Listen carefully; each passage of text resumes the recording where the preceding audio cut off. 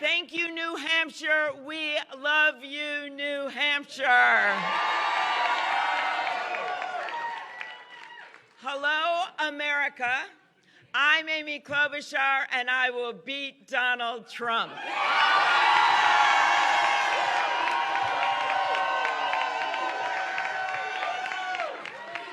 My heart is full tonight. My heart is full tonight. While there are still ballots left to count, we have beaten the odds every step of the way. We have done it on the merits, we have done it with ideas, and we have done it with hard work, because we are resilient and strong as the people of this great nation. Thank you to our incredible staff and our unstoppable volunteers, my wonderful husband, John, our daughter, Abigail,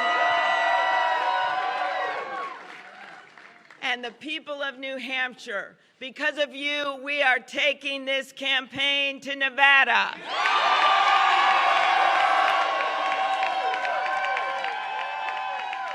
We are going to South Carolina. And we are taking this message of unity to the country. Because we know in our hearts that in a democracy, it is not about the loudest voice or the biggest bank account. It is about the best idea and about the person who can turn those ideas into action. We know that we cannot win big by trying to outdivide the divider-in-chief. We know that we win by bringing people with us instead of shutting them out. Donald Trump's worst nightmare is that the people in the middle, the people who have had enough of the name calling and the mudslinging, have someone to vote for in November.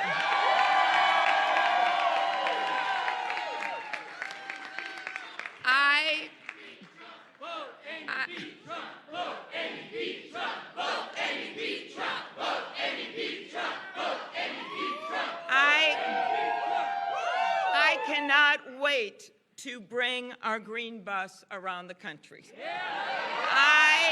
I cannot wait to win the nomination.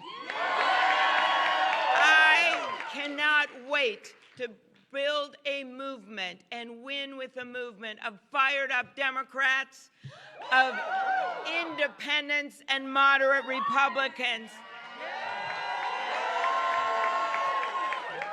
that see this election as we do.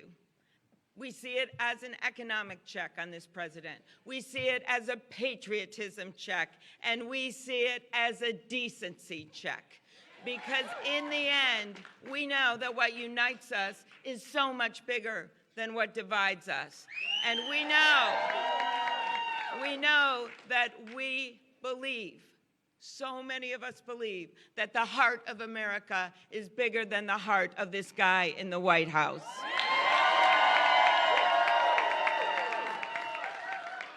Tonight is about grit, and my story, like so many of yours, is one of resilience. I announced my candidacy in the middle of a Minnesota blizzard, and there were a lot of people that predicted I wouldn't even get through that speech, but not the people of my state and not the people of New Hampshire. Except then they predicted that we wouldn't make it through the summer. We did. Then they predicted we wouldn't make it to the debates. And man, were we at the debate in New Hampshire. What we've been is steady, we've been strong, and we've never quit. I think that sounds pretty good for a president. But across the months and months and miles of this race, we redefined the word grit. You see it with our Happy Scrappy campaign. You saw it in our 10-county, 30-hour tour in the middle of a nor'easter. Let's not forget that. You saw it in our early morning diner stops, on our late night rallies, and yes, you saw it on that debate stage. Just like so many of you out there, I know a little bit about resilience. My grandpa worked 1,500 feet underground in the mines in northern Minnesota. He never graduated from high school because his parents were sick. He had 9 brothers and sisters, and he had to help raise them.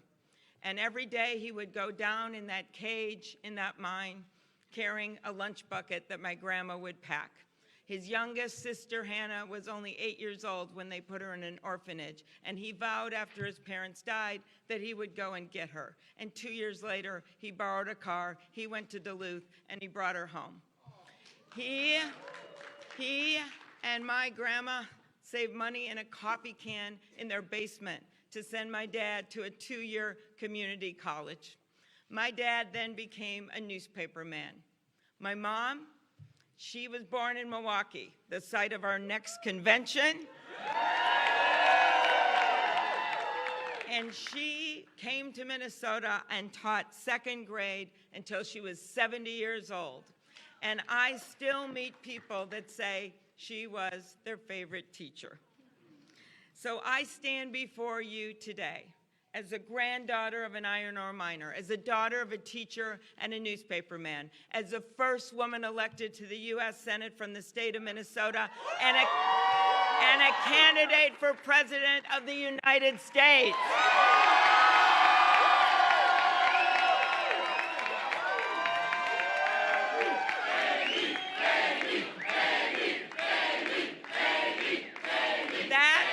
That, my friends, that is because we live in a country of shared dreams, that no matter where you come from, no matter who you know, no matter the color of your skin, no matter where you worship, no matter who you love, that you can make it in the United States of America. I didn't have a perfect life. My dad struggled with alcoholism his whole life, and by the time John and I got married, he got his 3rd DWI. And then the judge said to him, you got to decide jail or treatment. And he chose treatment. And in his words, he was pursued by grace. I believe that everyone in this country should have that opportunity to be pursued by grace. When Abigail was born, we thought it was going to be this perfect thing, but she was really sick, and she couldn't swallow, and she was in intensive care. And back then, the insurance companies had a rule, and they kicked me out of the hospital, even though she was in intensive care, in 24 hours. And a few months later, I went to the legislature, worked with a number of legislators, and we passed one of the first laws in the country guaranteeing new moms and their babies a 48-hour hospital stay.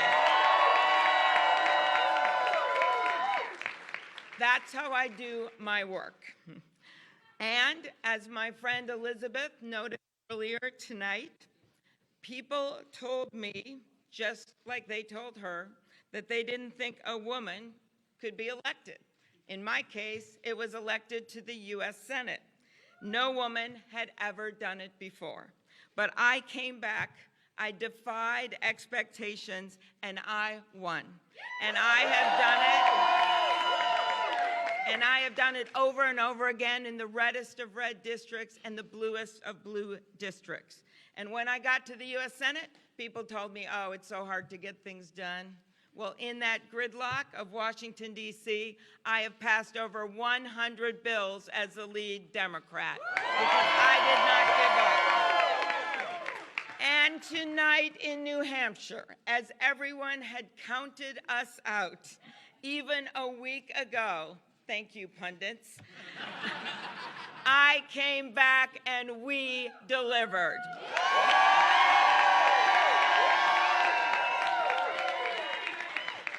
We have been on quite a journey together, and you've learned this about me.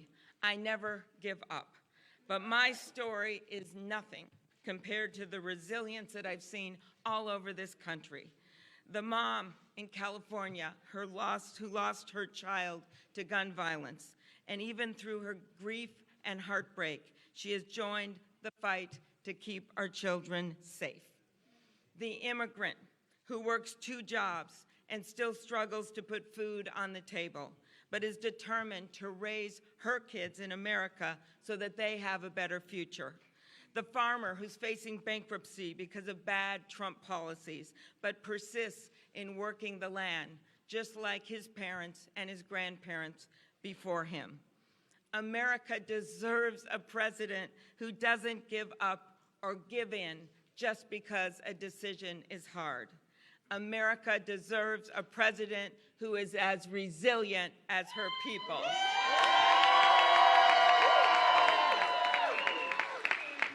America deserves a president who's going to take on the challenges of our time: climate change and affordable education and college, immigration reform, justice and democracy, and yes, bringing down the cost of health care.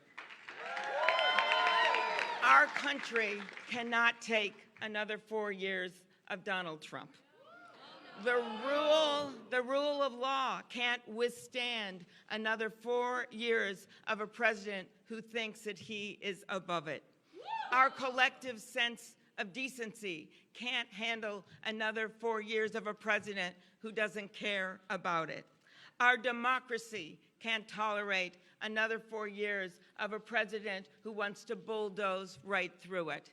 And our American dream cannot tolerate a president that thinks he can choose who lives it.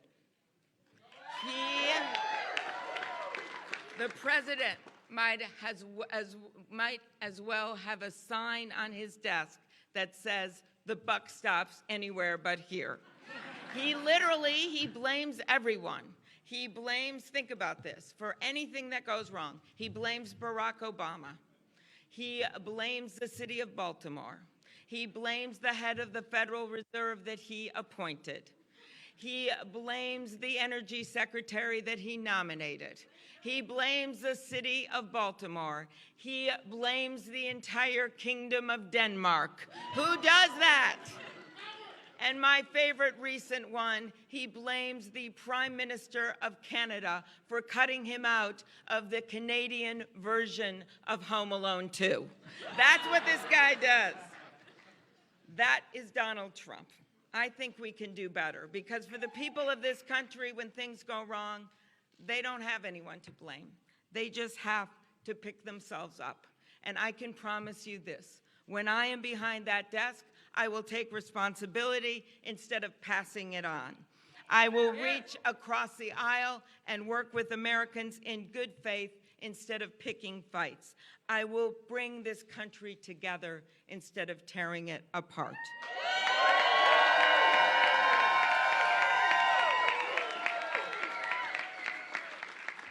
Some of you have heard the story about Franklin Delano Roosevelt. So he was beloved, and when he died, they put his body on a train, and it went through the countryside to Washington, D.C.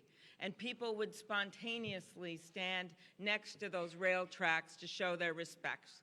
And the story goes that one guy was standing there sobbing. Regular guy, had his hat across his chest. And this reporter says to him, "Sir, did you know President Roosevelt? Do you mind me asking, did you know him?" And the guy says, "No, I didn't know President Roosevelt, but he knew me. He knew me." That is what's lacking right now in the White House. That empathy, that ability of a president to put himself or herself in the shoes of the people of this country. What is lacking is that sacred trust between the people of this nation and the President of the United States. And my friends, I will restore that trust.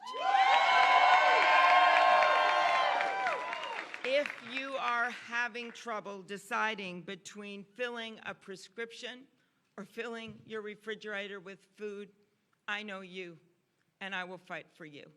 If you cannot decide how you're going to stretch that paycheck to pay for your rent or pay your mortgage, I know you, and I will fight for you.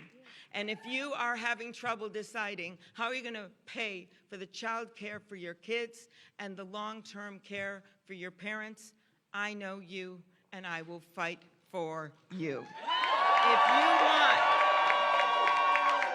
If you want a Democratic nominee who can make our tent bigger, who can make our coalition wider and our coattails longer, I know you, and I will fight for you. And if you feel stuck in the extremes of our politics and you are tired of the noise and the nonsense, you have a home with me.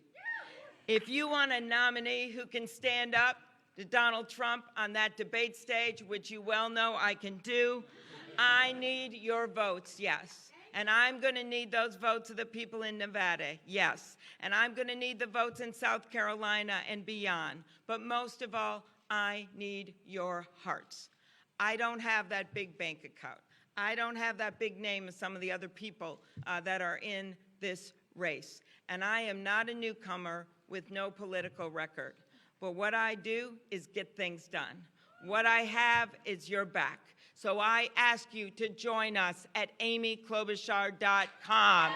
Join our campaign. Join our campaign.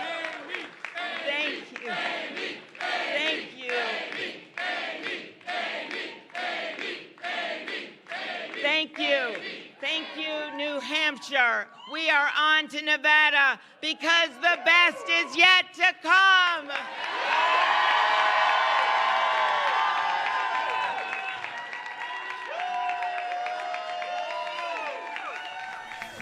Now, I want to thank a few people before we start the music and everything who have been here with me in New Hampshire from the very beginning. And I am so proud to have their help and support. It has meant the world. First of all, my great state director, Scott Merrick, right over here.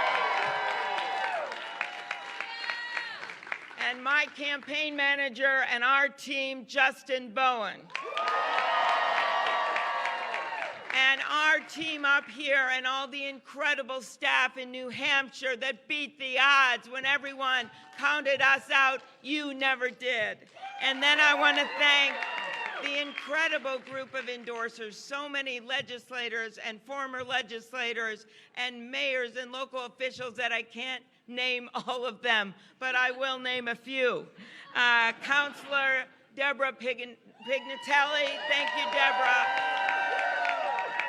Deborah Pignatelli, who is so well respected, introduced me up here today. Thank you. Joe Foster, the former Attorney General of New Hampshire, right over there. State Senators Jay Kahn and Gene Deach. Thank you to both of you. Former Brigadier General Kevin Ryan, as well as Ambassador Jim Smith, who barnstormed the state for us. The amazing State House leaders, Karen Ebel, thank you, Karen, wherever you are, Lucy Weber and Doug Lay, and mayors, two special mayors I wanted to mention because I saw them the last few days, Caroline McCarley of Rochester, and Andrew, where are you, Andrew, of Laconia, right over there. There you are, thank you. Also, people who have been there and given me so much guidance and advice. Rich Siegel, thank you so much. Risha McMahon, thank you.